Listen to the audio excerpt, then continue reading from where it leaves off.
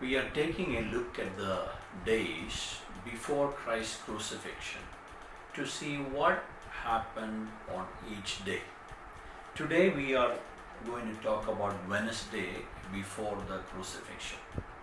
Most scholars believe that this was a very quiet day. In other words, no significant movement, no significant teaching or incidents took place in the life of Jesus. In fact, some people say nothing happened.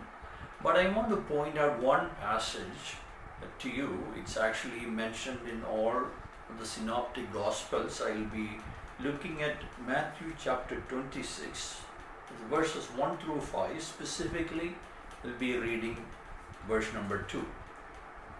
Here Christ is speaking. He said, "You know that after 2 days is the Passover, and the Son of Man will be delivered up to be crucified." Very possibly, he said this on Wednesday. Other than this, nothing else is there for us to mention.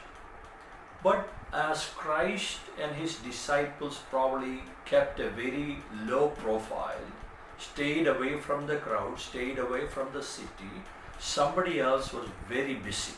That was Christ's own disciple, Judas Iscariot. In fact, we read about this in all of the Gospels. Two Gospel writers tell us specifically, I want to mention this, that the driving force behind Judas was Satan. We read about this in Luke chapter 22, verse 3, and John chapter 13 and verse 2. So, Luke told us that Satan entered Judas. In any case, Judas went to the religious leadership of that time, and very quickly he is negotiating with them. He is conspiring with them. So he will betray Jesus, he will point out Jesus to them, and they will arrest him.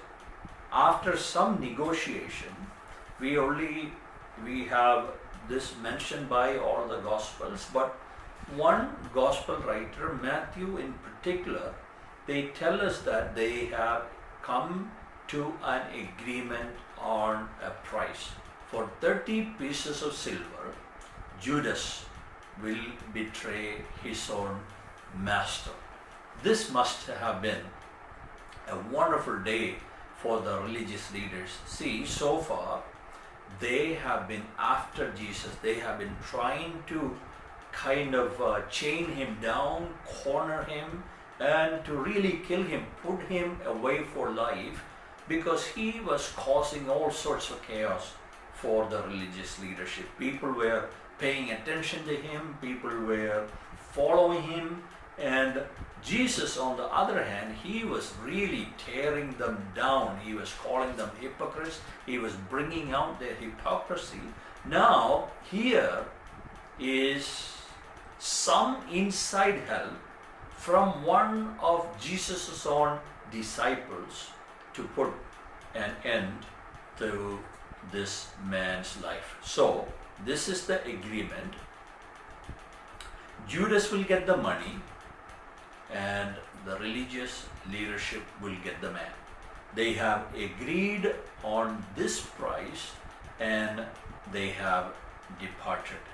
So, Matthew, Mark, and Luke tell us that from that point onwards, Judas sought the perfect opportunity to betray Jesus. He took the money. He had a contract with the religious leadership. He was looking for the perfect time to betray his own master. So only two incidents to talk about on Wednesday. One, Jesus very well could have predicted that in 2 days he will be betrayed, he will be taken for crucifixion. As Jesus and his disciples laid low, kept a very private profile on this day, Judas was very busy negotiating with the religious leadership. They agreed on a price, and from that point onwards, Judas looked for the perfect time to betray Jesus. This is what happened on Wednesday before Christ's crucifixion.